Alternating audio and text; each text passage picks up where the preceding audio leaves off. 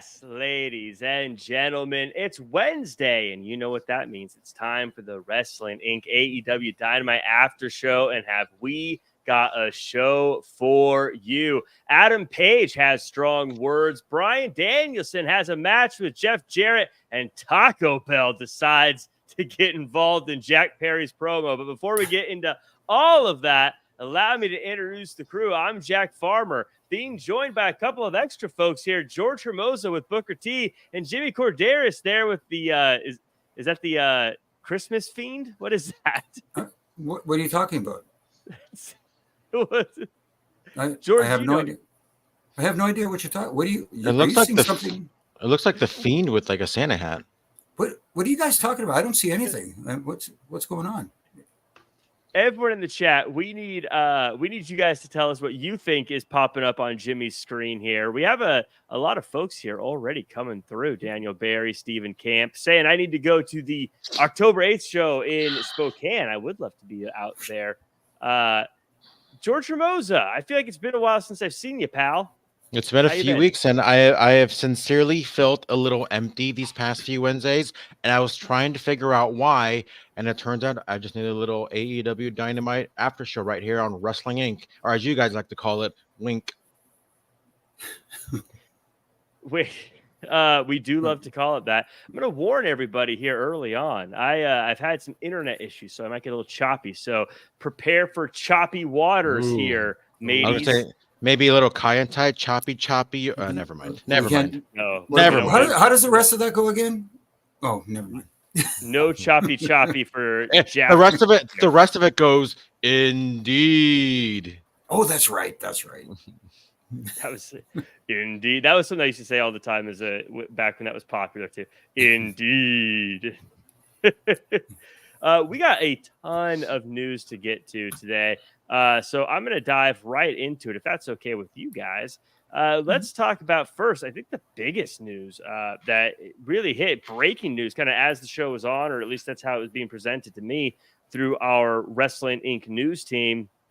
The AEW Warner Brothers Discovery had some interesting situations going on. Warner Bros. Discovery continues their negotiations surrounding AEW's future on WBD networks. The company has made an announcement that appears to be good news for AEW.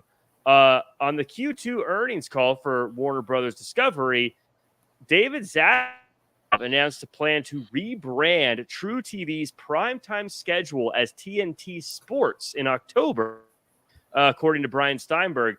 Now, according to Fightful, Sean Ross Sapp specifically, the programming block is intended to be similar to Adult Swim on the Cartoon Network, which is treated as a separate brand despite sharing a channel with Cartoon Network.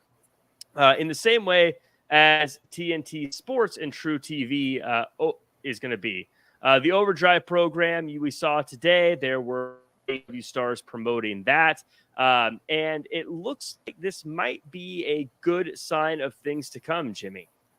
Yeah, it definitely does. It bodes well for AEW because it seems like the direction, like you said, TNT Sports will be at prime time. They're going to need content, bottom line, especially with the NBA moving over to Amazon, and it's going to bode well for AEW. I don't know from a monetary standpoint how much better they're going to do from the current deal that they have, but if they're going to look for more programming, they could actually not rebrand, but they could use ROH in a different capacity instead of kind of mixing them in with the current programming that they have, like Dynamite or Collision. They can be their own separate entity and have their own show. Yeah. And that, I think, would benefit them and give them a better handle on putting stories together, putting angles together that actually benefit them instead of trying to squeeze them into the potato bag. Right. And now Killer Demons says, I don't think many people get TNT Sports. So TNT Sports will be on TruTV. I did a quick Google search. So, results of how close this is may vary. But TBS currently gets 71 million or is in 71 million homes. TruTV is in 68 million homes. So a little less, but I don't think it's something that's game changing to them. But George, I think this says, first off, TBS famously lost the NBA rights. They're now, instead of wanting more sports programming. They need more sports programming, which I think is good for AEW, but also it sounds like they're going to be a focal point of this new block, which means, again, it's less about being wanted and more about being needed, which is doubly good for AEW.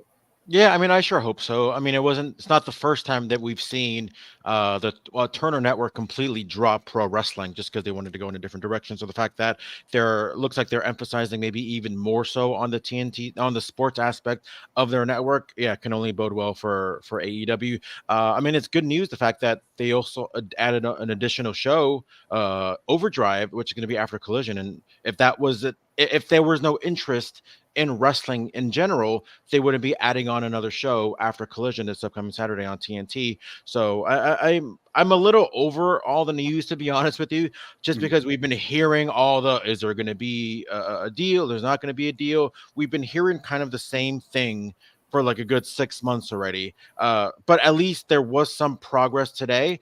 I'm just hoping that they can finally announce something. That way we won't be hearing a lot of this, what if, are they leaving? Are they not leaving? So I'm really ready to see something get announced as far as, getting AEW a more permanent home on the Turner Network or WBD networks. Yeah, really quickly, the announcement of going after Collision with Overdrive is the name of the programming that they're talking about. Mm-hmm. You got to be careful, too, because adding extra programming on that Saturday night might not be the best night for it. It's going to be hard to find a spot for them because you've already got wrestling on Monday nights, wrestling on Tuesday nights, wrestling on Wednesday nights. If you're into TNA, they're on Thursday nights. Friday nights got it locked down with SmackDown. So, yes, I get it. Saturday is a one night where you don't have a lot of wrestling on television, so you can squeeze it in there. But again, trying to get everybody to stick around for 3 hours on a Saturday night when it's a non-pay-per-view or PLE night is going to be tough. It just depends too, because I mean, clearly, I should say real quick, mm-hmm. George, Overdrive doesn't look like it's going to be a wrestling show. No. It's just part of their block from what it looks like. Oh, okay. At least from the commercials I saw. Yeah. I think it's more like an after show for their regular wrestling shows, I guess you can say. Okay. So I could be wrong about that. Everyone in the chat, let me know. But yeah, I don't believe it's going to actually be a. I don't think it's going to be like just more matches and stuff. And I guess depends what they want to get out of it too. Are they just looking to get more content because mission accomplished? Are they looking for like a game changing AEW show? I don't think that's going to happen, especially on the days where WWE has a PLE where all the numbers for AEW go down. But again, it can only bode well for AEW. If WBD wants more AEW programming and they're getting it, it's a win-win for all the parties. I want to address one thing real quick too with Corey Pride, who says AEW ain't getting more money. Have you seen the ratings decline this year? I think that this is a conversation a lot of people have, and I don't think ratings obviously matter, but I think we've seen, especially with Fox saying we're uninterested in pro wrestling when they had the show with the greatest ratings in wrestling. I don't think you can necessarily just hold up ratings and say each rating point is worth this much money. There's a lot of stuff that goes into it, and obviously more ratings are better. I'm not gonna sit here and pretend that it doesn't matter. But just because ratings are down does not mean they're not going to get money. Again, now that they've lost the NBA, now that there's different things involved. I don't know what the price is going to be, but you can't just say ratings are down, they're not going to get money. That's just not the truth. I mean, ratings are down for the WWE, and I think they're doing pretty good themselves. Mm-hmm. Yeah. So we'll see, though. Again, we might hear this number, and it might be very bad, and I'll go, I guess ratings mattered more than I said. Yeah. But again, like I said, Fox had the best rated show, and they said, we're not interested anymore. And other companies had lower rated shows and they want to go all in on wrestling. So it's all no pun intended. Yeah, exactly. I think he meant the pun. We have to start the chant. It just doesn't matter. It just doesn't matter. It just Yeah, King Kia, this is what I thought. Overdrive press release says it's wrestlers sharing video that includes cop chases, vehicle racing, and stunts. Yeah, I that's thought what it was I gonna thought. be something Oh, else. okay. Yeah, I don't think it's. Yeah, that's what I'm saying. I don't think it's wrestling related. So we So also wait a minute. move on, Wrestlers and there chasing was cops? Wrestlers chasing cops? Is that what we're yeah, doing? No. that'd be an interesting. I'd be down for that show. It'd be different. But yeah, see, Corey Pride is saying WWE does 3 times AEW on its best day. Even if that's true, again, we're not looking at it's not just the truth is it's how much money you make from the show being on there, and sometimes that comes with cost savings and things like that. There's a lot of stuff that goes into it. Sponsor deals, the whole deal, the whole bit. There's right. I think of Randy Savage going to WCW and them making money just because Slim Jim loved Macho Man. There's stuff in it that is more than just how many people are doing it. So Dave Meltzer shared speculation on why Ricky Starks has been absent and the opinions of some of his sources. He said, quote, they wanted to turn him, Ricky Starks, babyface. He didn't want to turn babyface, so they're not using him. He then expressed his belief based on those he spoke to in AEW that there's an opinion Starks is WWE bound. I think that there's a lot of people who think he's headed to WWE because of Cody, and so they're not investing in him right now. I think that's basically the mindset. We'll see what happens. It should be noted that both Tony Khan and MJF have praised Ricky Starks recently. Jimmy, right off the bat, there's a word here at the very top, and it's the word opinions in this piece here. And as soon as I see the word opinions, I take everything I'm reading going forward with a grain of salt. Absolutely. And I don't know if this is true or not. Obviously, it's somebody's opinion or somebody reporting something that they may have heard or may have knowledge of.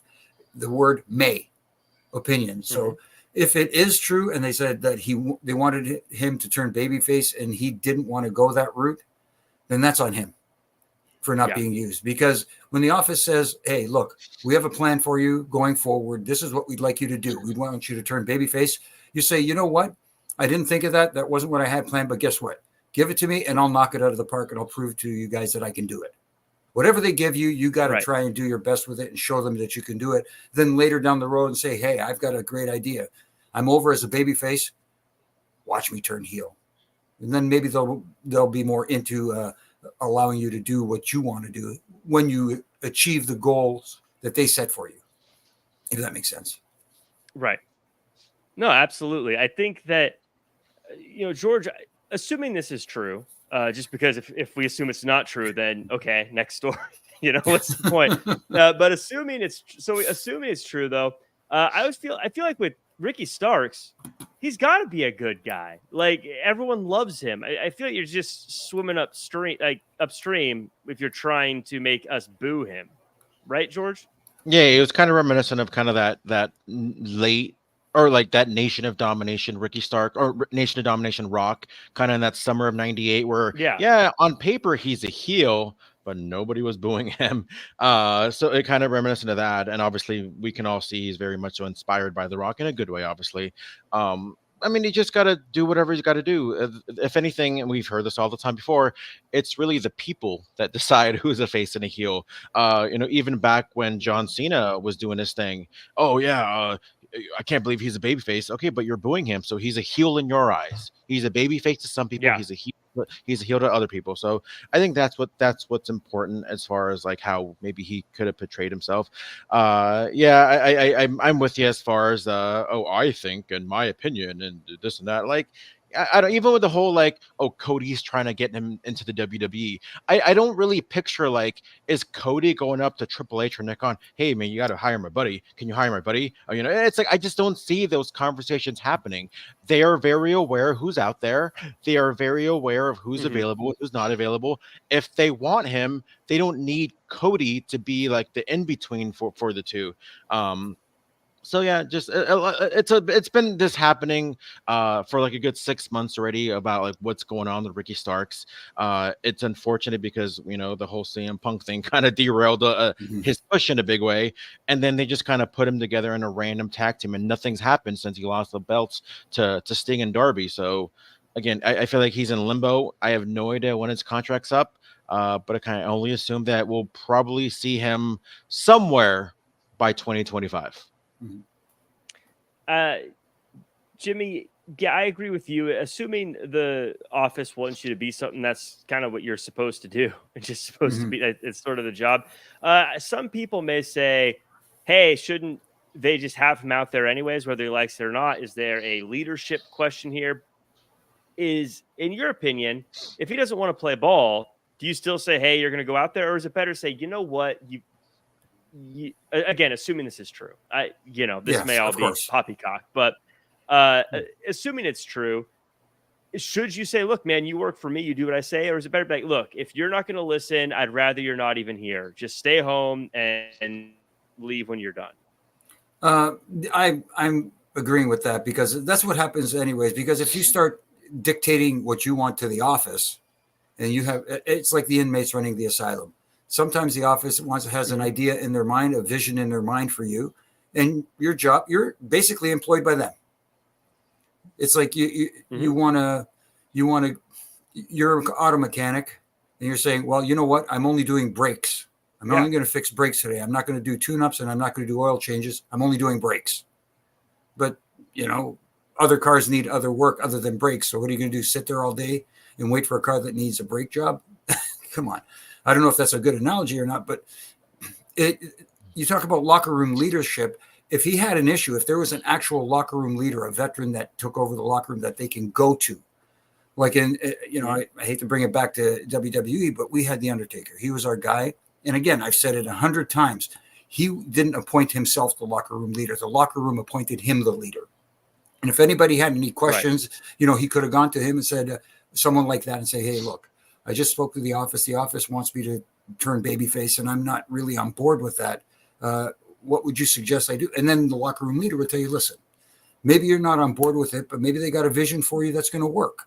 And you have to put your heart and soul into this 110% and prove to them that you can do what they ask you to do, as opposed to trying to write your own ticket when they have a different vision. Some places might go, okay, you want to stay heel? Prove us wrong. But at the end of the day, you have to prove that you're a good soldier also. Right. It also depends too, I think. When you're somebody like Ricky Starks, no disrespect to Ricky Starks, I don't think he's really proven himself like others have to the point where he can dictate what he wants to do with his career. And then if he's going to sit there and kind of say no to things, maybe I don't really want you around. I'm going to maybe keep you under contract and not use you so people can forget you instead of, giving you your releases. Maybe that's what you want. But then you have somebody like a CM Punk where he's a proven draw. And, if he's going to sit there and give his opinion on something, I'm going to respect his opinion a lot more than somebody else. Nothing to take away from Ricky Starks. But again, there is like a tier system when it comes to, the level of what you can say no to. Mm-hmm. I love the leadership comment. It reminds me of back in high school. I was on the track team, and we had our year-end awards, season-end awards, and we all voted for who we thought was most improved, whatever. And my buddy was going around saying, "Can you vote for me to be team leader?" And my friend said, "Look, if you got to ask people to vote for you, you're not the team leader." Yeah. But last thing here, George, I'll send it to you on this. Everyone is saying Ricky Starks is WWE bound. And that seems to be what I read on Twitter. That seems to be what this is saying here. I get where that would come from. But at the same time, everyone said that about Buddy Matthews. And he just signed a new contract with AEW. Do you think maybe we are assuming too much to assume that he's just waiting out his contract so he could go to WWE? 1000%. And that's what we do. That's what we all do. We all see a headline and again, they do it on purpose because they all want us to click on the headline. And then we actually read the headline and we see, like you said, certain words where it's like, okay, well, this isn't really news. This is just an opinion, or this is just somebody thinking what's going to happen. So for all we know, Ricky Starks is going to be in the AEW in 3 years and probably be headlining wherever All In's going to be at. But yeah, a lot of it is just, hey, and a lot of us like the fantasy book too, and there's nothing wrong with that either. We all know what we want in our minds, and we all want to see it, and we'll picture scenarios on what we want to see. I guess I'll just end on saying with Ricky Starks, by the way, I'm a huge fan of Ricky Starks. I love when he's on TV. So whatever it is, whatever reason he's not on TV, I hope it gets sorted out one way or the other and he's back on TV, because that guy is entertaining. And I want to see him. I want to see him wrestle. I want to see him talk on a microphone. I want to see him do what he does best. Some people who might change of scenery. At the transitions are easy for the news today. It's about the Lucha Brothers. Fightful Select reports that while AEW has been looking to re-sign the Lucha Brothers, the process kept getting delayed by the Lucha Brothers themselves. This has led those within AEW to conclude that the duo weren't looking to re-sign with the promotion, thus clearing the way for them to enter free agency. As the WWE fits into the equation, as far as how the WWE fits into the equation, those within the promotion confirm there have been discussions about bringing the Lucha Brothers in.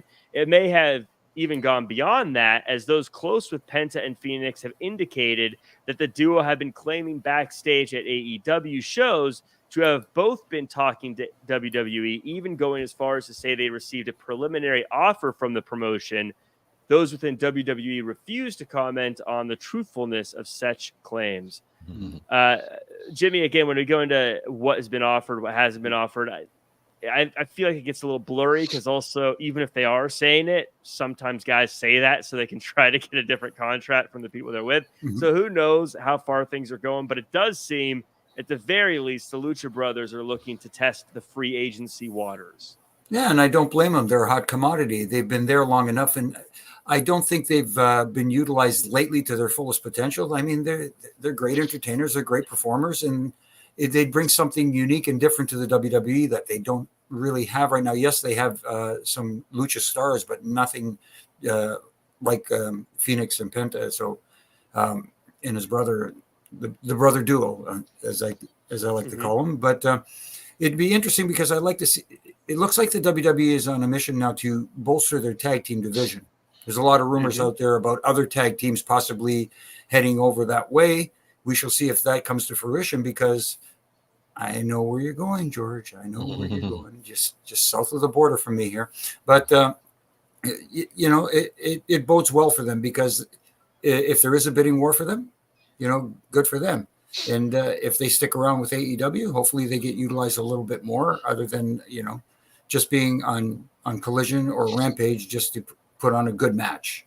I want to see more in-depth stories with them. Yeah, George. With this again, I feel like now that with AEW, WWE, and TNA now really kind of becoming a bit more of a presence, I feel like more and more wrestlers are going to start testing free agency now that there are options. Because with every sport, once you get into free agency, typically your value goes up, as opposed to signing before free agency. So I feel like this is going to happen more and more.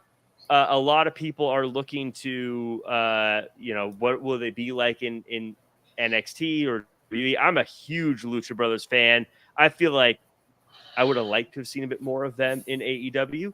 But at the same time, I feel like if they weren't being used, maybe it's better for all parties, AEW and Lucha Brothers, for them to go their separate ways.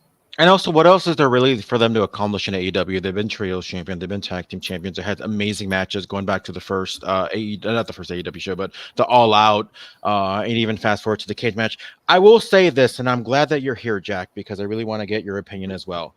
I can't stand. I will not be able to I don't know what I'm trying to say. I'm saying, like, I don't want them to go to WWE as a team, because I really think that Pentagon, whatever you want to call him, is such a unique talent. And people have, in the last 5 years, however long AEW's been around, have absolutely no idea how good Penta is unless you've seen him in Lucha Underground.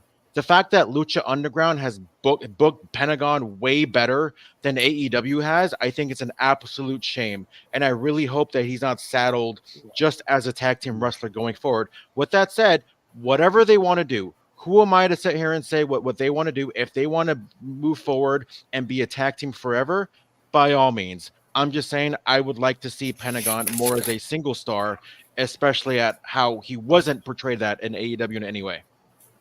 Well, first off, you got to pump the brakes on being a shame that he wasn't booked as well in AEW as he was in Lucha Underground, because really, outside of Swerve, who's a wrestler that has been booked better outside of Lucha Underground than they were in Lucha Underground? Everybody in Lucha Underground was booked better. Okay, yeah, I see what you mean. Yeah, especially I think another guy is like Angelico, but we're not talking about him. We're talking about Penta.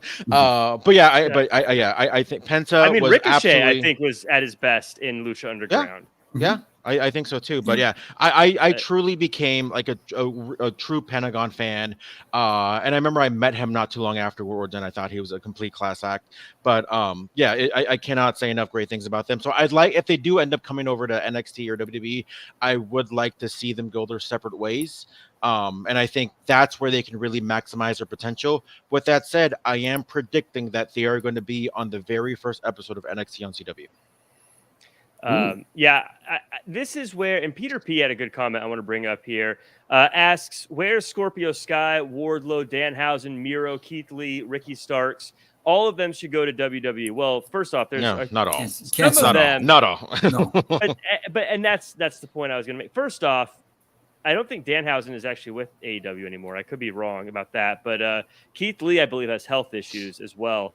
I heard Miro might have some too. This is where. So first off, there might be issues. That's why they're not on TV. But also, this is really why I don't feel like the loss of the Lucha Brothers is a loss for AEW.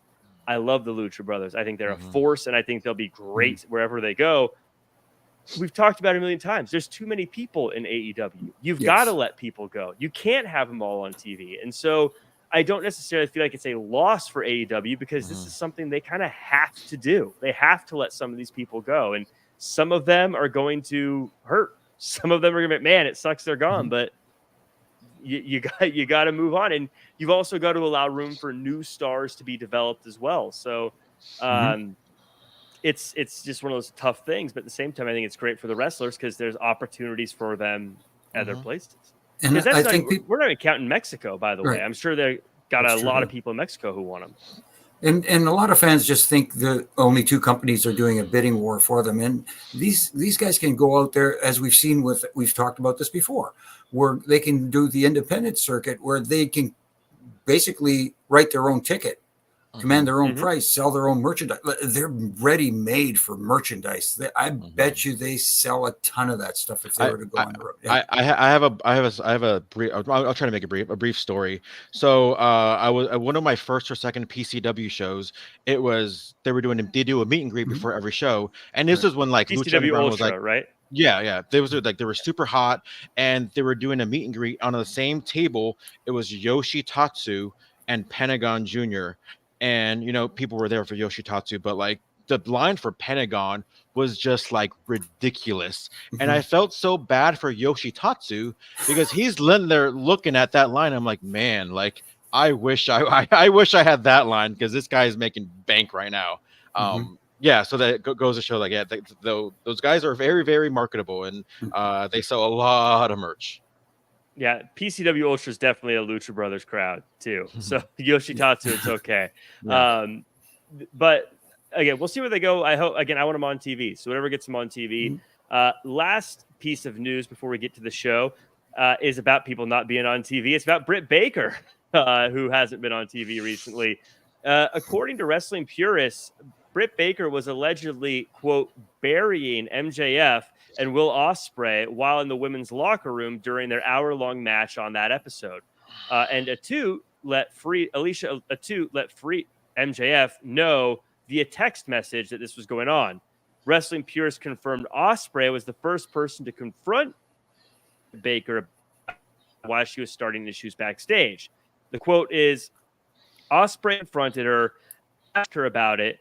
Britt went off on Alicia Atout, and then Britt Baker called out Alicia Atout by multiple accounts as, quote, a stupid effing B, because Alicia Atout informed MJF that Britt Baker was berating him, talking crap about Max and Ospreay, end quote. Wrestling Pierce was able to confirm that MJF did punch a wall and go into the women's locker room, but according to multiple sources, MJF was not suspended due to the context of events. MJF reportedly did not hit the wall in front of Baker, but walked far away down the hallway where no one was there to hit the wall. As for MJF entering the locker room, Wrestling Pierce claims he knocked, asked to enter, and was allowed in. So, George, this is a lot of stuff. It sounds like basically there was some trash talking. It got back to the people who who it was about, and things went bad. What are we doing here? Like we're taking, again, maybe it's all true, but like maybe it's not. Like, I'm not saying they're working, but I'm saying we all know the over exaggeration of certain stories where it's like, what exactly is, let's assume it's all somewhat true. Well, like, what exactly is Britt Baker upset about? That they were going an hour long? Whose fault is that? You think it's MJF or Ospreay's fault that they went 59 minutes and 59 seconds long?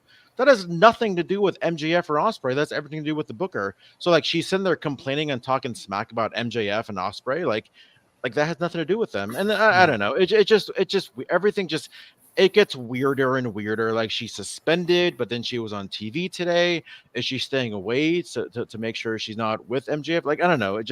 There's a lot of weird things going on in regard to the story. I don't know what to believe. You have Britt Baker tweeting, like, she's something to the extent of like, I just kind of want to read the story just because I'm in shock on what they're saying. Like, I want to know what else they're saying about me too, you know? And I don't know, just so much like uncertainties, just, why can't we all just get along? Jimmy, let's assume it again, like everything else. We're going to assume it's real, because if we assume it's just a work or wrong, then what's I don't think it's a work. I do think there's a lot of over exaggeration when it comes to the stories. Right. Well, yeah, and look, I'm not saying it's true. I don't know. Again, anything that happens backstage, and I've said this about everything that has ever happened backstage, you can run it back. I don't know. I have no idea. But in the end, this happened. Do you think this was, we talked about they need to clean things up in AEW's locker room? That's the rumors. That's what Twitter tells me. Something happened. There was a suspension. They addressed it. Do you think that AEW did the right thing? I think the whole situation is ridiculous. Honestly, I really do. And if she was burying Will, and I'm going to get to your question in a second, Jack, but if she was burying MJF and Will in the match, we don't have any context of what she was burying. Was she burying the match itself? Was she burying them as people, saying, you know, this guy's a real, you know what, and the other guy's not much better, or whatever the heck she was saying? Who knows what she was saying? Maybe she was just ripping on them personally. And then, you know, it's not the first time that there have been arguments or disagreements backstage. Oh my God, what would have happened back in the day if this got out? You know what they would do? I'll give you an example if it's okay. I remember back in the day when there was the big altercation between Jacques Rougeau and Dynamite Kid, which I happened to witness, which I don't want to ever witness something like that again. But what happened afterwards was they didn't have a human resources back then or anything like that. You know what they did? They locked all the guys in a room together once everything calmed down. Not the same day, but they locked them and said, you know what? Put a squash to this or you're all going home. Bottom line.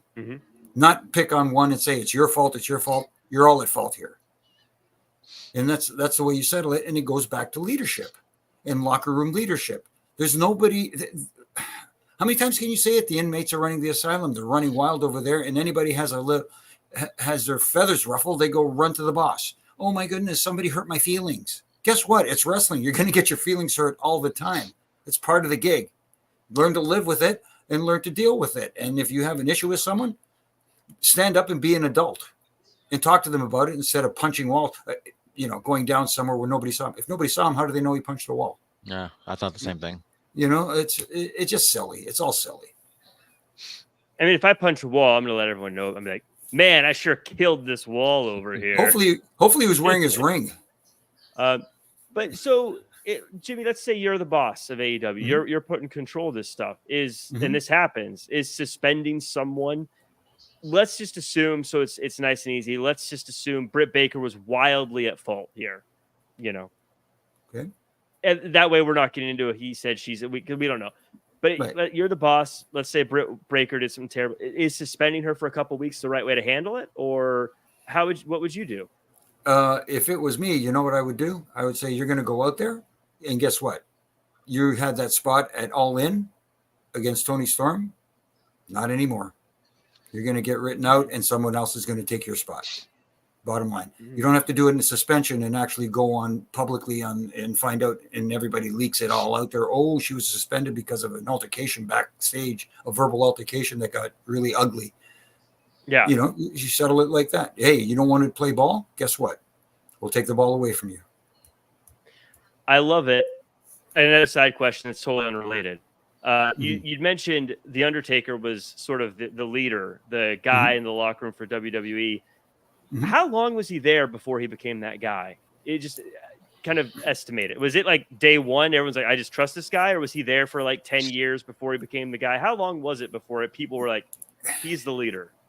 It was a few years. No, it was a few years because there were other guys there that were locker room veterans that everybody looked up to. But it didn't take him very long to, again, assume that mantle, not by his own, well, I don't want to say not by his own doing, because he presented himself in such a way where everybody trusted him. I mean, he was very fair. He didn't choose sides. He wasn't a guy who said, okay, I side with these guys. I side with these guys, or whatever the beef might be, or just going up to him from getting advice, simple advice about a match. What can I do? How do I approach creative about, pitching an idea, anything like that, whatever it is. People went to him, and he was very open and honest and very calm. He was a calming figure in that locker room, especially during that era with my former boss involved, where everybody at times was on pins and needles and afraid to say anything or make the wrong move.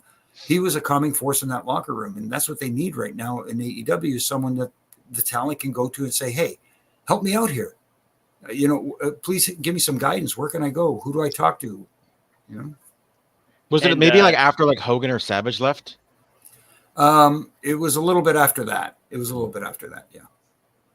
Also, if he didn't calm you down, he could beat you up. He was huge. So that always helps. I think the defining moment was after the infamous curtain call. Yeah. I think that was a defining moment where, unfortunately, Triple H was the one who had to eat crow afterwards. He was the unfortunate whipping boy, where everybody else kind of didn't pay any price. So you talk about somebody taking the heat for everybody else. He was the guy. And look how he ended up. Worked out okay for him. You heard it here first. Jimmy Korderas says Britt Baker is going to be running AEW by the time it's all said and done. Let's talk about this show, everybody. We're gonna review what happened on Dynamite tonight. It's going down now.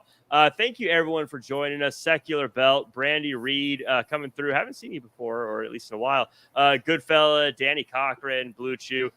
Sorry, my internet is kind of crabby, so I can't go back and look at all the stuff I marked without it getting too slow. So I'm going to dive right into this. We start with MJF versus Kyle Fletcher for the It's an eliminator match for the American Championship, and it's an American classic of a match. It boils down to Callis eventually throwing Fletcher a screwdriver. Fletcher doesn't want to use it, so MJF Fletcher with the low blow and gets the win. Afterwards, MJF knocks out referee Paul Turner, hits Fletcher with the Dynamite Diamond Ring, while Ospreay is locked in the back. This was George, I love this opening matchup. I thought both these guys killed it. I thought that this told the story of MJF beating his next opponent's very good friend, but Fletcher also showed he can hang with the champs. I thought this worked in every way. So yes, you're right. I'm gonna try to be very nice, because I thought the match was great in many, many ways. But this goes back to what I've been saying for weeks: is like, can you give Fletcher a couple wins here and there? because when I saw this match be announced, I'm like, oh, I guess I know who's going to win this one. So I would have liked it to have meant more, and that goes back to what I said before, where wrestling is very subliminal. You do something in the beginning because at the long run, it's going to mean a lot more. So with that said, I thought the match was great. I thought there were instances where like, oh my god, like Fletcher's actually going to win this one. A lot of good close calls, and yeah, I thought it was a great match. I guess, and I just wish it would have meant more, but a great heat at the end. Great, with everything with Ospreay coming up, or what's going to happen all in. You have Don Callis kind of coming in and playing a figure. Where does he stand? Is Fletcher still officially with the Callis family? Is he not? So I liked a lot of these open-ended questions that we're having that happened after the match. Yeah, I agree too, Jimmy. I like that there are some open-ended questions here. I like that we got to see some action building up to this rivalry before we get to the actual match. Fletcher, though, I want to ask you about him. Obviously, a young guy, talented in the ring, has pushed Swerve, has pushed Will Ospreay, I think, in a match recently, has pushed now MJF. If wrestlers were a stock, is it time to buy that Kyle Fletcher stock? Not yet. Unfortunately, not yet. Because yes, he's putting on great matches, but he's just getting that momentary pop for the moves that he does in the ring, and the fans are enjoying him while he's in the ring. But after the match is over, I hate to say it, and it's no disrespect to him because he's a great talent. Mm-hmm. After the match is done, he's pretty much forgotten about. I hate to say that, because like I said, he is a good young talent. He will, I think, eventually get there, but he's not there yet. You got to buy low. You got to buy before they start their ascent. I think this is the time to buy Kyle Fletcher. You got to buy low, but they're selling him at too high. Yes, there you go.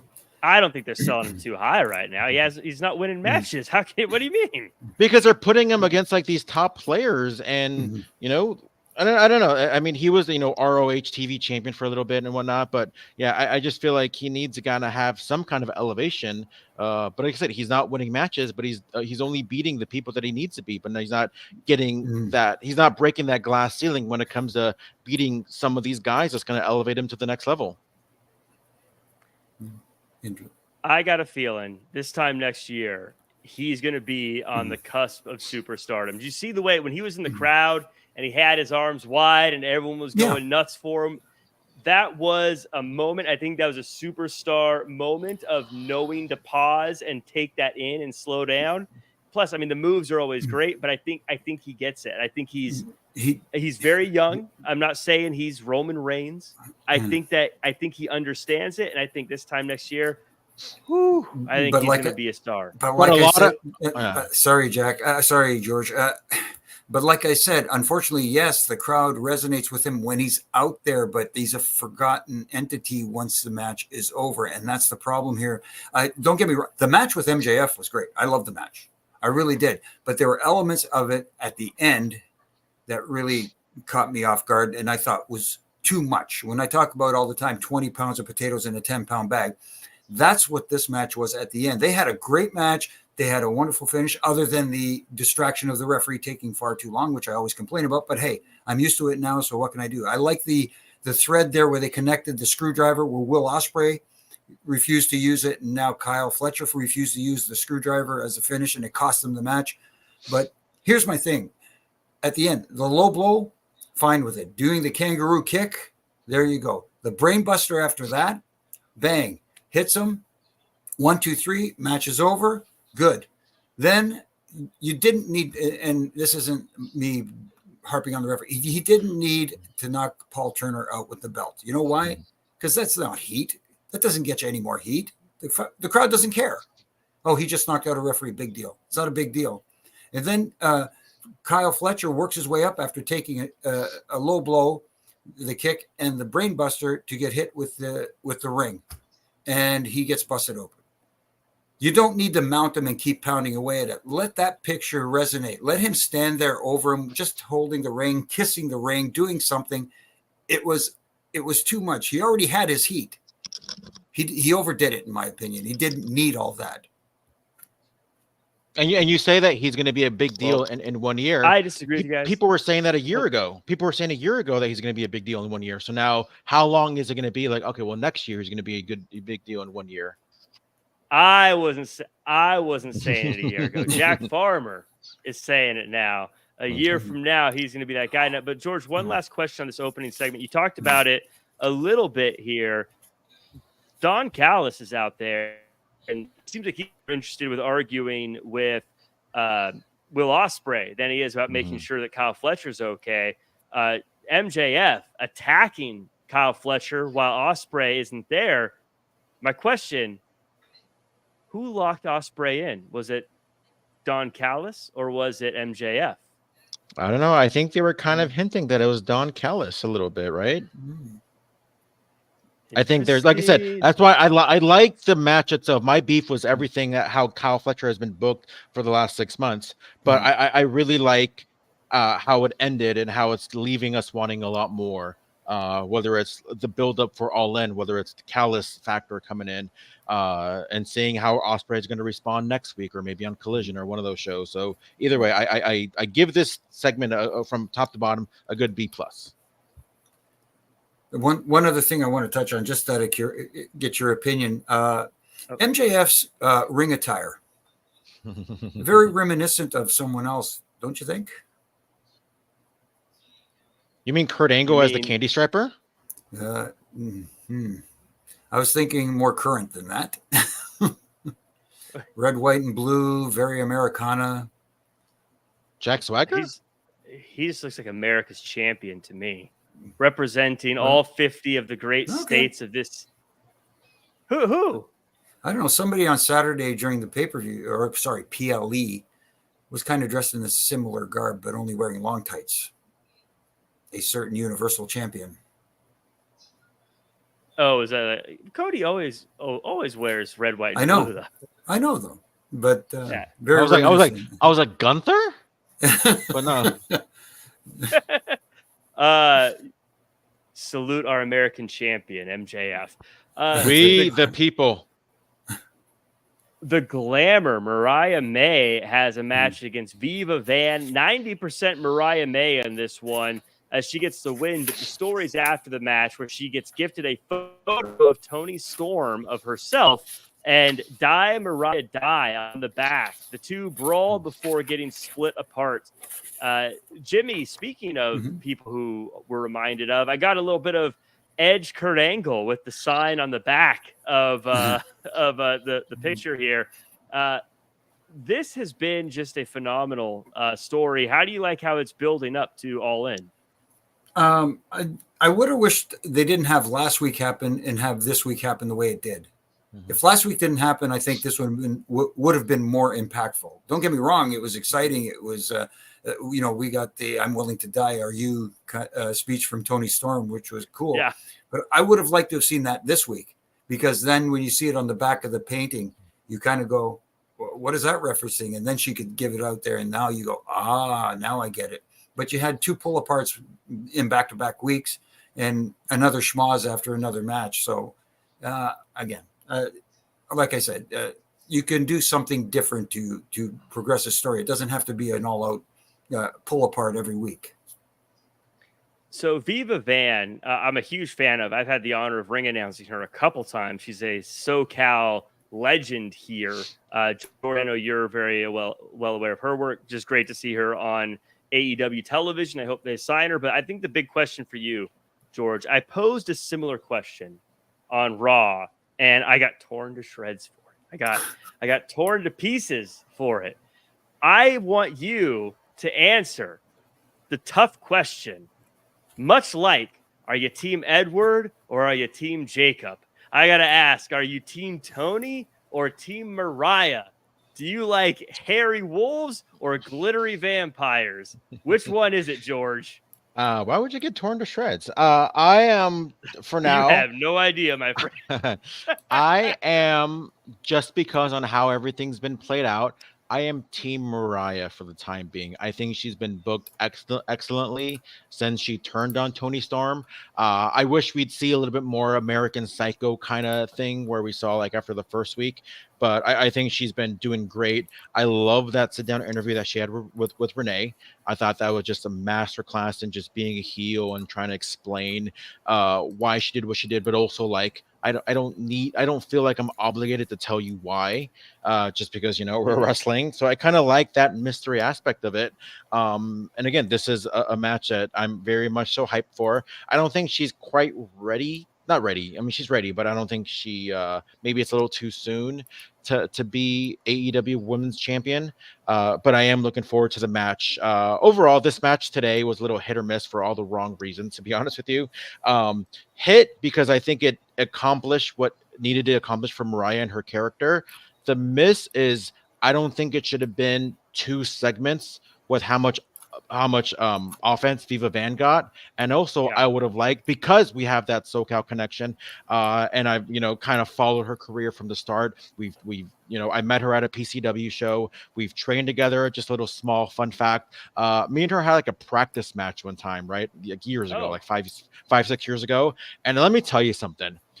Out of every match or practice match I've ever had in my entire life, I have never been chopped harder before in my entire life. I remember it was a corner spot. We were like, all right, chop me a couple times. I'm going to sell to the other corner, chop me a few more times, and then I'm going to powder out. And she chopped me one time, and I'm like, all right, I'm done. Because it hurt like hell. And I remember I told her that like a couple months after. I'm like, by the way, I've never been chopped harder than you've ever chopped me before. And she was like, wow, like what an ultimate compliment to get. And so yeah, that's a little brief story about me and Viva Van. But yeah, I would have liked to seen more for selfish reasons, because I would have liked to get her more of a spotlight. But again, that's just personal stuff. But other than that, I thought it was a complete hit. Love the fact that Mariah is getting to show her aggression, not just being kind of the Barbie doll lookalike and whatnot, but really showing that she's more she's physical, she's agile, she's all those things. And I like the post segment, but it did look a little repetitive what we saw. But I still dug it. It's still a hit in my eyes. So yeah, we had a so that obviously went down, but then we had a moment that was pretty cool, I thought, and I think that you guys would agree, and it was the appearance of the Learning Tree. Brian Keith had a match with Shibata, classic wrestling style matchup. Shibata gets the win, post-match attack, Hook returns and chases off the Learning Tree. Jimmy, so I'm a huge fan of Brian Keith, another gentleman I've been fortunate enough to get to ring announce a couple times. So always glad to see him. I thought these guys had a fun matchup, but I'd be lying if I said it wasn't spoiled a bit by them accidentally playing Hook's music earlier on, right before Shibata came out, and me knowing Hook's probably coming back. Yeah, that's the unfortunate thing when you do have musical errors. Is that what it's called now? Yeah. Musical errors. Yeah, I guess that's... Yeah, so you kind of spoiled that. The match itself, I enjoyed the match. There wasn't anything wrong with the match. I kind of expected the schmaz to happen again after this one. Schmaz after schmaz after schmaz. It's again, you talk about repetitive, George. That's what I think was too repetitive tonight. We saw it after the post-show run-ins. Yes. Post-match run-ins. Yeah. We don't allow post-show running. No run-ins on my watch. For all we know, after the show, there were run-ins because they do it so much. But, again, it takes away from certain moments. When you do it too often, it's almost like, okay, scheduled run-in. Oh, here comes Hook. He did get a nice reaction, which was good. I did like that. The fact that people are still buying what he's selling. So on that front, I like it. I just, again, a little expected at the end, and I think that spoiler really tipped a lot of people off. Yeah. George, you are famously a fan of the Learning Tree. The Learning Tree. This is another thing I wasn't, again, this is Jack nitpicking. Also didn't like how it was Brian Keith's music, then the Learning Tree, yeah, that was weird. Then Shibata. It felt very clunky in the way they all came out. I think I would have rathered just Learning Tree music and Brian Keith go into the ring. Any thoughts on this part? Yeah, I thought it was just a weird way to format, but of course somebody's got to get their TV time every single time, because we all know he needs it. But you know what? I'm next week. I'm going to try to be a little bit more positive. I'm going to go into it with a clear head. I'm going to get rid of everything I know about the learning tree and really try to think of a glass half full. So hopefully by next week I'll have a more positive outlook on learning tree. Clear eyes, open hearts, can't lose. Yeah. Is that how it goes? But I thought that match was good. I was actually a little surprised at the finish. I thought this was totally going to be like a Brian Keith victory, but I was actually pleasantly surprised that Shibata got the W. Last thing on this, Jimmy, there's a Jericho Vortex people talk about, and they tease it with this learning tree segment here. And I want to ask you, Brian Keith and Big Bill, are they better off today than they were before joining Jericho? I will say yes, only in the fact that they're on TV every week. They're getting TV time. They're getting exposure. That's about the biggest benefit they're getting from it. But the only problem is, what kind of TV time are they getting? Yes, it's a good thing to be on TV and get noticed and have people say, hey, there he is again. But is that a good thing or a bad thing? Depends on how they view it. If you're the kind of person where they go, okay, here we go, learning tree, time to go to the fridge and get something to drink, that's not a good thing. We had a bunch of video packages here, and I'm going to lump them all together. Jack Perry had a video package. Darby Allin cut a promo. Christian Cage talked about the trios titles. Hologram is making waves over on Collision. Adam Page has words for Strickland and everyone who's getting in his way. And Swerve Strickland has a sit down with Jim Ross. A lot of stuff went down. And fun fact, I'm going to tell everyone listening, in Canada, I guess, and Jimmy, he does not know how Jack Perry's promo went. But George, as you know, here in the States, we saw Jack Perry say that there's a price to pay, and then Taco Bell come in and say it's $7 for a chalupa meal. Talk to us about what happened. Explain to Jimmy what we saw. So yeah, there was and the only thing I didn't like about that really is the fact that it was like a Darby video package, and then it came back from commercial with a Darby promo, which I thought was super weird. But I think this was like the most successful promo ever, because it got what it needed to accomplish, and that was me going to Taco Bell and getting food for myself. So it's like, wow, like what a genius idea, and I think it should be implemented a lot more. I mean, yeah, even more so than the whole Nick Gage and Domino's Pizza thing, like, because I don't like Domino's Pizza, but I do love me some Taco Bell. But yeah, it was, I guess like maybe like what's AEW on? Is it on TSN? Yeah, it's on TSN up here. Maybe it was just me when I was I looked down to take my notes and just missed it. No, but it was unmissable. Okay. It was, just so you know, Jimmy, they started Jack Perry's video, and then it just in the middle of it, it cut to a Taco Bell commercial, played the commercial, and then it came back, and we saw the rest of Jack Perry's promo. So it looks like baked into the middle of Jack Perry's video was a Taco Bell commercial. Okay, I must have blanked out. And then when they actually went to commercial, they showed the same Taco Bell commercial again, and I was like, "Oh my god, what a sign!" And then I literally got in my car and I just went and I got me some chalupas, and I'm very, very satisfied right now. They must have different sponsors up here then. Yeah, like Beer Money said, like, you guys want to put Wingstop or Prime on the mat? Well, we're gonna up you and put a Taco Bell commercial in the middle of a promo. I felt bad too, because it was like a very serious, like, dark promo, and it just like, you guys, just it totally took the vibe out of it, and it's such a disappointment that happened for everyone who probably worked on that video. If I worked on that video, if I was one of the editors, I'd be devastated. Like, I stayed home. I worked all night on this thing. Played a Taco Bell commercial over it. But Jimmy, any thoughts on the promos tonight? Especially, I want to hear your thoughts on Swerve Strickland sitting down with Jim Ross. I thought this was just something about sitting down with Jim Ross for a talk. It just feels so heavy in a good way. Like you're a legit star having a real conversation. Absolutely. That really resonated with me, because sitting down, I'm a big JR guy. I love JR. Mm-hmm. And sitting down with an icon and a legend like that almost solidifies you as a talent. You know, that you would sit down with JR and have that interview. And Swerve conducted himself really well, especially in the persona that he's playing right now, heading into All In, more or less playing the heel here. Mm-hmm. And he dug right into that, but he did it in such a calm tone, such a confident tone. Some of the wording that he used, it was done very, very well. And it looked very important having Jim Ross, because we don't see Jim Ross that often anymore. So when we do see him, we know it's a big deal. And it's a big deal for him, and it's a big deal for the talent that gets to appear on screen with him. So I really enjoyed this segment very much, and I thought Swerve pretty much killed it, especially going into this thing as the de facto heel. Yeah, I loved it. I love how he was like, you know, would people care if it was my last match? No.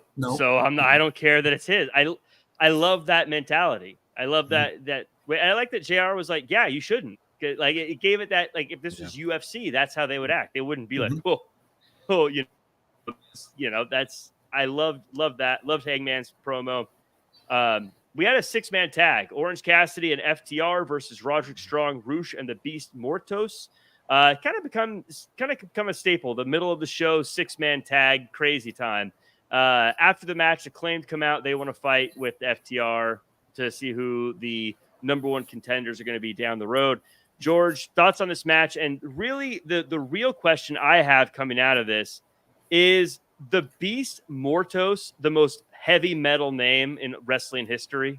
I think so. I mean, I don't even know what Mortos means, but either way, it sounds great. By the way, definitely a screamo band. You know, clearly this was a match that was put together based on, you know, some of the weather problems that was supposed to be the conglomerate against Roosh, Strong, and Mortos, but enter FTR to make the save. And yeah, it was everything that we knew it was going to be, and which was great. FTR, they're all just fantastic. Love the finish, and yeah, just, you know, there's really nothing more that I can say as far as how great the match was. But it was just fun. It was fun. It was good. It was like a great exhibition match, 6-man. You know, didn't really have many storyline implications because of, you know, the people that were missing from the match. But we got to see a little post show. Does it look like the mic cutting out though was intentional? I think that's just such a weird, like, we all kind of look forward to Caster's raps, where it's like, I kind of wanted to hear what he was going to say. Mm-hmm. I got a feeling it was not, because they felt like they had a lot of production issues. In the beginning of the show, there was like someone's headset was making some weird popping sounds, and then the Taco Bell commercial, and then Hook's music playing early. Something wasn't working. Yeah, actually, I don't know if you guys noticed it in the opening match. There were times where the sound sounded a little bit delayed, like when they were taking bumps and that sort of thing. It was slightly off. It wasn't like a big deal where I went, oh, look at that. But it kind of, I caught my ear and eye. Yeah. I don't know if anybody else noticed that too. So it probably wasn't. So I don't think that would be my guess. I don't think don't think that was intentional. Hats off to FTR for playing up and taking over and calling it out there, calling it on the fly. Did a heck of a job. Mm-hmm. Any thoughts on this one, Jimmy? Any takeaways? No, just pretty much what George said. I thought it was very entertaining. The crowd was into it. They liked it. That's your biggest barometer. I mean, I could sit down and talk about the nuts and bolts, and you know, and this was, you know, whether it was something with the rules and not being followed. I like the fact that it was actual. They took their time and didn't break it down into a free for all the time. It happened in certain spots, and then it settled back down into a regular. And then they did it again and settled back down. So I don't have an issue with all the schmoz that went on during the match. Again, schmoz after schmoz. After schmoz. That's the not as heavy metal band is After Schmoz. That's the we have the Brick House, Camille, taking on Jasmine Howe and Clara Carter. And basically Camille just destroys these two. And then afterwards, Mercedes cuts a promo. Tony Schiavone says that Britt is no longer suspended, and we get a message via satellite saying next week she's going to get her hands on the CEO. George, Camille looks great. I almost think it's never a bad thing when someone looks too good. Like, you can't look too good, I guess, but I feel like quickly I'm already like, I want to see Camille in the title match. Yeah. I want to see, like, she's already, I'm already on board for Camille. I think she's looked absolutely fantastic since she's come onto AEW. But the team that she beat, it was Clara Carter and Jasmine. How do you say her last name? How? How do you say her last name? How do you say her last name? How? There Who's you go. on first? How? Yeah, I don't know. Third base.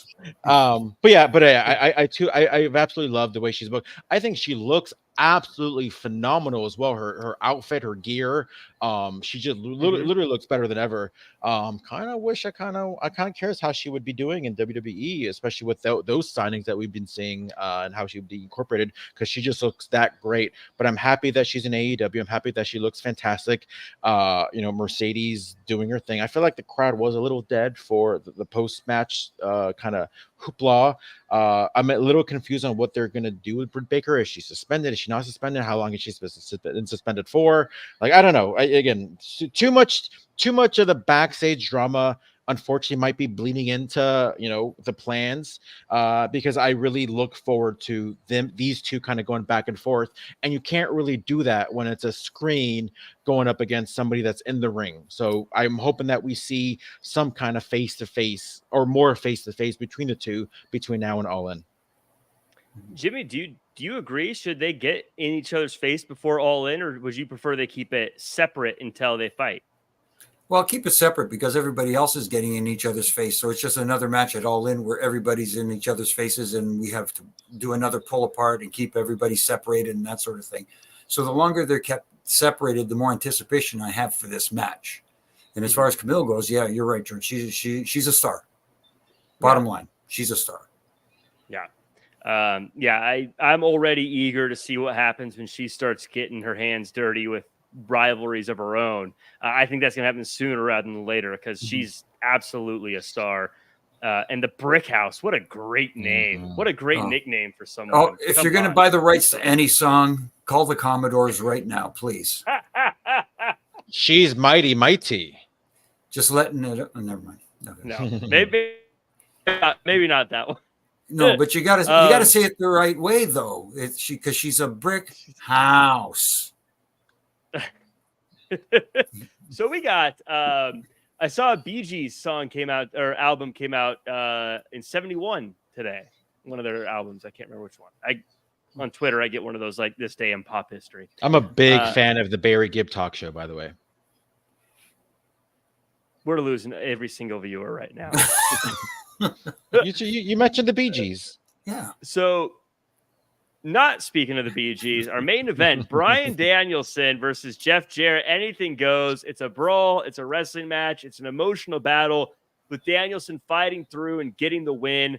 After the match, both men's teams join. They get their hands raised for a feel-good moment, and then Swerve Strickland comes out. He says there's 3 TBS legends in that ring, and Bryan Danielson ain't one of them. That's a great line. He says he's going to show up Bryan Danielson by beating Wheeler Yuta next week. George, I feel like this was really well done in the sense that you have Bryan Danielson in this kind of emotional, I'm getting all in, this could be the last ride, and Swerve coming out and just being disrespectful about it and being like, I don't care that it's your final ride. I don't care what you're doing. This is my house. I'm loving this. Are you on board for 2 Washington State greats to go at it? Yeah, I mean, honestly, I thought it was super great. I like that they're kind of putting this now in overdrive now that everything seemed like it was on hold because of Blood and Guts. So now it looks like they're kind of going forward with everything. I love the Jeff Jarrett aspect of it. I think he's been doing absolutely phenomenal work since that promo that he did leading up to the Owen Hart tournament. And now you wrinkle in Bryan Danielson. A lot of real life feelings as well. Like he's mixing a lot of like what we see in interviews as far as my family doesn't even want me to wrestle part-time. They just want me to like be home all the time. But you can tell it still really means a lot to him. This can really go either way as far as the finish of All In. And I think it's going to be just a fun ride from here on until we see the conclusion of All In. Yeah, Jimmy, I'm digging this. I'm digging how they're presenting it. I'm digging the vibes that they're giving me here. I've also said before, no disrespect to Christopher Daniels, but I want Jeff Jarrett as the GM. I want him to make these matches. And, let's say you have the Callis family and they want to get involved in a match. I want Jeff Jarrett to walk down there with his guitar and be like, not on my watch, Callis, and start whacking people when they try to break the rules. I want him to bring law to the lawless, Jimmy. I would love to see Jeff Jarrett in that position because he would be someone that could carry it very well. Unfortunately, we don't see Christopher Daniels on the mic very often. Not that I'm saying Jeff Jarrett should be a weekly figure laying down the law on the mic, but still, he carries that authority figure. He's well recognized. He's well respected in the business and amongst fans as well. But I think that would fit him very well. And people should use. There's a guy that could be a locker room leader. I think we were talking about that earlier today, but he can handle that role very well. Going to the match though, I did enjoy the match for what it was, an anything goes match. I don't think it was needed, in my opinion. Don't get me wrong; it's not that I did enjoy the match. I don't. It's not saying that they didn't have a good one for an all anything goes. All rules are thrown out the window. And I'm not going to make a joke here about it here. I just don't think two talents like that needed that stipulation thrown in there. These guys could have had a hell of a match without that. It wasn't needed, in my opinion, because those guys are just so good. I would have loved to have seen just an old school wrestling match between those two guys with psychology and storytelling. It would have been off the charts, and everybody would have been screaming, "This is awesome," without having to use the weapons that they used and that sort of thing, and introducing the chair and all that sort of stuff, and the garbage cans and every other thing, and the guitar as well. They could have snuck in the guitar shot, but it wasn't necessary. I think these guys were good enough to have just a match and still make it mean something and still figure into the plans and have everybody guessing like they are right now going into All In. People are going, you know what? This can go either way, because one of the biggest complaints we have lately is everything's predictable. We kind of figure who's going to win. In this one, I don't think anybody really knows for sure. I don't. I'm very excited about it. And by the way, as the guitar shots go, as welcome. I love a good guitar. Come on, bring it into every match. I'm totally okay with that. But this was a fun one. This was a fun episode. That does it for our coverage of AEW Dynamite. Before we go, I want to thank everyone for joining us again. My internet is being a little crummy, and every time I highlight, look at the comments, it starts slowing down. That's why I wasn't looking or calling anyone out. But thank you for everyone who joined us, the lurkers, and everyone. Please like, comment, subscribe. Jimmy, final thoughts, and where can the world find you online? I thought it was okay. It was a mixed bag for me. There were the little things that I thought could have been tightened up, tightening the screws, as they say, and I thought they tried to rush too much in there. They don't need it. They still have a little more time to get to All In, so they don't have to rush everything in on TV every week. But that being said, it was okay. It was okay. And as far as where you can find me, here on Wednesday nights with you guys usually, and Triple J on Monday nights after Raw. The Reffing It Up podcast with my good brother in stripes, Brian Hebner, and RJ, our producer who holds all the glue together. Thank you, RJ, for everything. And this week, our guest, Kevin Kelly, an old buddy of mine. We got to chat it up with Hermie. him. Yes. Good old Hermie. Yes. Had a little fun with him, and I hope he bowled a good game that night when we recorded the episode. But and of course, my Ref and Rants, you can catch him on all my social media platforms from Monday to Friday. Just little things, like I said, tightening screws that I believe need tightening. And if you don't like what I have to say, it's fine to disagree. I'll just block you on Twitter. Again, I'm under an NDA right now. There's some things in the works. So when I'm able to speak about it, I will let you guys know. Well, I keep saying Hall of Fame, Jimmy Korderas. That's got to be what it is. But this is an AEW show, though, Jimmy. I have to ask. You had Kevin.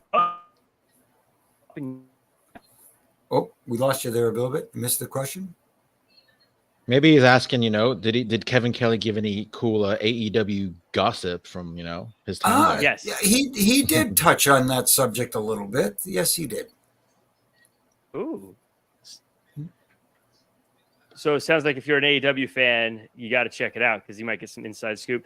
George, my internet feels like it's on its last legs. Where can the world find you? And what'd you think of the show? Overall, I thought that was more good than bad. I forgot to touch upon the appearance of Ricky the Dragon Steamboat. I thought he was phenomenal. I thought he looked great. I love that WCW music theme that they played for him. I thought that's always been one of my favorites. But yeah, overall, I thought it was, like I said, I thought it was a really good episode. More good than bad. But like I said, it really made me look forward to next week. And it's like I thought All In was like in a month or so. It's already like in like maybe 18 days. So it's kind of coming up already. It's kind of creeping up on us. But yeah, I can't wait to see the show. You can follow me at G Hermoza, GHERMOZA. I got some good things coming to the Wrestling Chatter. An interview lined up. I don't like to spoil it. Not spoil it just because I don't want to jinx it. But hopefully the next interview's got a lot of spirit, if you know what I'm saying. Ooh. Everyone's going to have to tune in for that one. Wrestling Chatter, always great conversations over there. You can find me at Real Jack Farmer across all social media. Thanks for joining us here. But I say follow me on Real Jack Farmer. That'll tell you where everything is there. I thought this was fun. I'm ready for All In, but we still got more to go before we get there. That does it for us. Make sure to tune in to the Wrestling Inc. After SmackDown show on Friday. And, of course, follow that Wrestling for all your latest wrestling news. That does it for us.